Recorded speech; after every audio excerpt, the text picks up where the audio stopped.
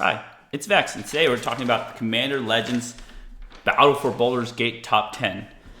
Not as good as the original Commander Legends Top 10. That was incredible. This one, the set is a little weak. As I said in my box opening, I feel like the reason the set's weak is because it's lacking flavor. The only flavorful card is our honorable mention, the Gates. That's right. All 9 Gates here are the only flavorful cards. Flavorable cards with good flavor. How about let's say it that way? Because these relate to something we already connect with in Magic. The gates from Dragon's Maze, and the one gate from Radical Allegiance. Oh, there's so many sets. Return to Ravnica. RTR. That's right. This is the only things that we can relate back to Magic. The other stuff is just D&D, and I know a lot of people who love D&D and just love the set because it oodles with flavor. But the majority of Magic players do not play D&D. So cards like Wild Mage Magic Surge, which are number 10, have nothing to do with Magic. It's just a D&D thing. It just doesn't matter to me. The characters in here we'll probably never see again unless they do another D&D set. But the 2 D&D sets they've done are so weak that we'll see if they do a third one. But I don't know. There are some, even though the set's weaker, and I hate the flavor because it just doesn't connect with me as a Magic player because I'm not a D&D player. There are some cool cards in here. So let's go through our honorable mention, the Gates. Now that we have these 9 Gates, there are a total of 20 Gates. And yes, I do have a Gate deck, Child of Lara, which I will be doing a deck tech with. So stay soon. I'm messing with all my words here. What I meant is stay tuned. Okay, so we have these Gates. If you notice, these are actually from my Child of Lara decks, all in sleeves. But we have Basilisk Gate. It's not there because it gives creatures +X+X. I'm not trying to kill people with attacking. I'm trying to kill people with Mazes In.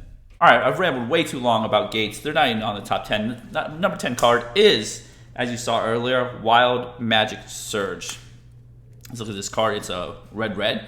It's kind of like a Chaos Warp-esque. Destroy target permanent and opponent controls. So you can't destroy your own permanent, unfortunately. Its controller reveals cards from top of their library until they reveal a permanent card that shares a card type with that permanent. They put that card onto the battlefield and the rest of the bottom of their library in a random order. So this is kind of like Chaos Warp number 2 if you really need it. It's a powerful card. I believe this to be good in certain situations where you have a very problematic artifact or creature and you might just put a crappy creature into play. It's not as good as Chaos Warp. Again, Chaos Warp can whiff, therefore you just destroy target permanent. Chaos Warp can actually bring a very powerful, different type of permanent card into the battlefield. This can destroy lands, so lands are safest to destroy. You could Wild Magic Surge a Gaia's Cradle and then come back with a forest. So, very good card. Just be aware of what the player can play in their deck that could bite you in the butt with. Anyways, moving on.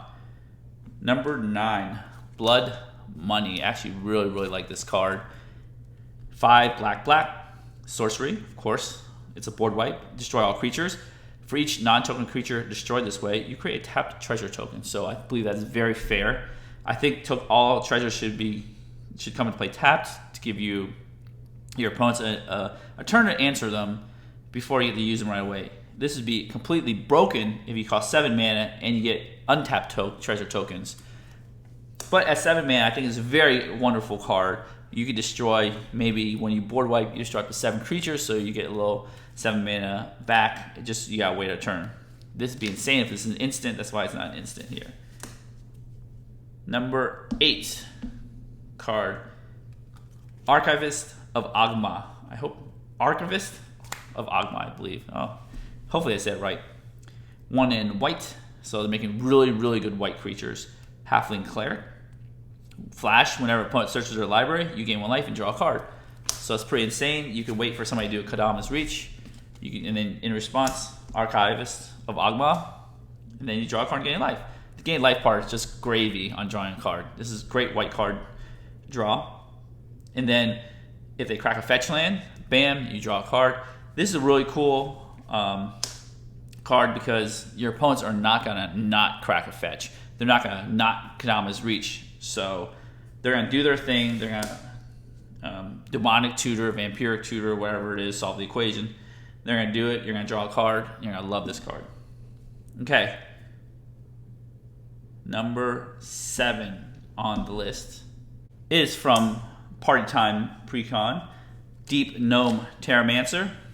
Another 1 in a white right there. It's a very good card. White cards have been done really well recently. Flash, again, another 2/2 flash for 2. Whenever 1 or more lands enter the battlefield under an opponent's control without being played, you may search your library for a Plains card. Any Plains card. Doesn't say basic. Put it into the battlefield, tap, then shuffle. Do this only once each turn. So this is super, super sweet. That's so weird. This thing would trigger, but I don't know. You can only search your library once each turn, so that's weird. I wonder why they say this ability triggers only once each turn. Oh well. Anyways, when your opponent does the Kadama's Reach again, Kadama's Reach or fetch land, you can play a Terramancer and ramp. And it's not catch up ramp, it's just ramp. And any plains can be a Triome, a Plains, a shock land, original dual land, whatever. So this is really, really good. With like the higher power you go, the more fetch lands there are. This is a fantastic card. Number 6. It's a dragon. Of course, it's from Dungeons and Dragons. Ancient Brass Dragon. It does cost 7, 5 black, black. Flying, whenever Ancient Brass Dragon deals combat damage to a player, roll a d20. When you do, put any number of target creature cards with total mana value X or less from the graveyard onto the battlefield under your control, where X is the result. Okay, the average is not 10, right? The average is 10.5. I know a lot of people say, oh, you get an average of 10. No, no, no. Average is 10.5. Statisticians would just cry in their graves if you say 10. So you get an average of 10.5 mana value. But the thing is, like, the cool part is it's big, it's evasive when you deal combat damage, so it's fair. It's not like broken like Old Gnawbone. Old Gnawbone's broken because if this said when any creature deals damage, that'd be broken. You roll d20, even at 5, it's still good. You get your 5 mana value card back. And sometimes you have a Solemn in the graveyard. 4 is still good. So even getting something is good. Now 20 is insane, but remember, you gotta have a stacked graveyard to get it. So I think this is a fair, fun card to play. No one's gonna be like, oh my god, you're gonna, get everything back like Netheroi and stuff. So I love Ancient Brass Dragon. Good casting cost, good flying, good ability.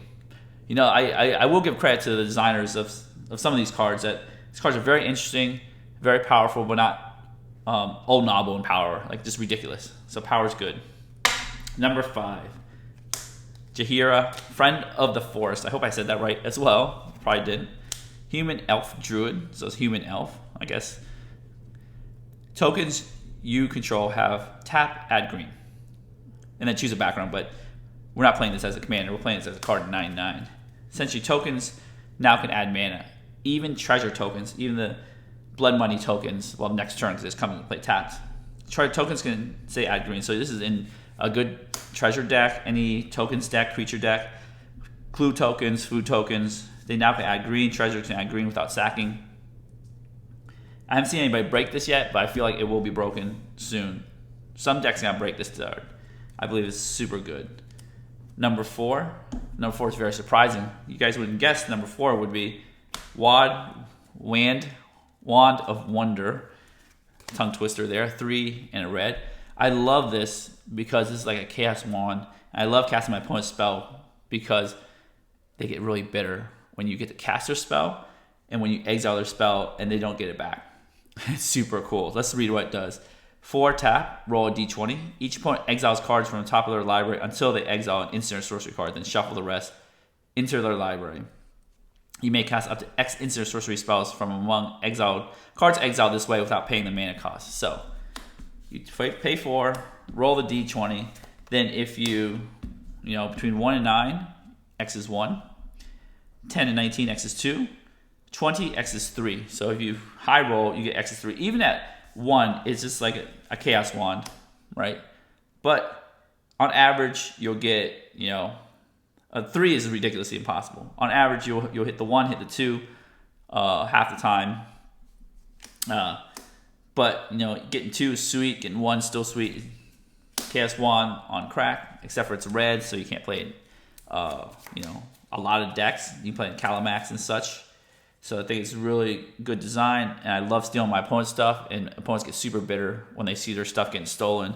So it's extra gravy. Sometimes it's not the most powerful cards that are on top of the list. Sometimes the salt-inducing ones, you got, Commander stuff. Sometimes it's a zero-sum game. When your opponents are salty and bitter, but you're having fun because you're taking their stuff. It's fun. All right, number 2. To no surprise, actually surprising that's low, Ancient Copper Dragon. So this is not Old Gnawbone in any way, shape, or form. 4 red. Let's read this. Flying whenever it deals combat damage to a player, roll d20. You create a number of treasures equal to the result. Untapped treasures, may I add. So it's like the Ancient Brass Dragon, but now it's an Ancient Copper Dragon. You do get to make 10.5 treasures on average, but even making 5 is very good. Making 20 is ridiculous and probably game winning. So it's a cool spell. It's a cool card. It is an Elder Dragon, so you get Cavern of Souls on Elder, or have an Elder Dragon deck at this point because there's so many Elder Dragons. I think this is fair. Not Old Gnawbone good, but very, very good. I think it is the most expensive card of the set, most desirable card, but it's slow because you gotta play it. Maybe you can equip with boots. You gotta attack with it, and then you have to high roll. So a lot of things have to go your way, but still very powerful. Did I say number 2? This means number 3. Number 2 card, Black Market Connection. Right there. This is the new Phyrexian Arena. Let's read what it does here. 2 black. So it's easier to cast in Phyrexian Arena because Phyrexian Arena is 1 black. At the beginning of your pre-combat main phase, so right after you draw, so you get more information, you get to choose 1 or more. Create a treasure token, you lose 1 life. Draw a card, you lose 2 life. Create a 3/2 colorless shapeshifter creature token with changing, you lose 3 life. Okay, so let's just talk about this. You play this on turn 3. Next turn, you draw your card. This is what you do. If you have enough life, you pay all 6 right away. No questions. You make a treasure. So now you can play a 5-drop on turn 4, or maybe a 6-drop if you ramped on turn 2. You can draw a card, so you have an extra card, and then you have a creature that you can sack wherever. I know it does take 6 life. You have to choose 1. Even if you're low on life, you have to at least choose a treasure mode, take 1 damage at a time. The cool part is you get to draw your card, and you get to pick which mode you want. If you don't want a treasure and you want to pay 2 life, you get to draw a card.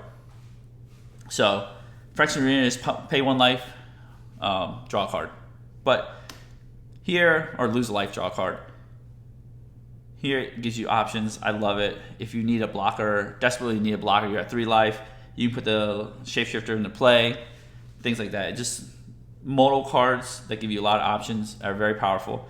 I believe this would have been fair at 3 in black, but this is if you play it on curve, you are golden, and you just keep drawing cards, accumulating value over and over again. If you have a life gain deck, you just pick all 3 modes, take 6 life, pick all 3 modes, and you're just you're making things is ridiculous, but not as ridiculous as number 1 card here.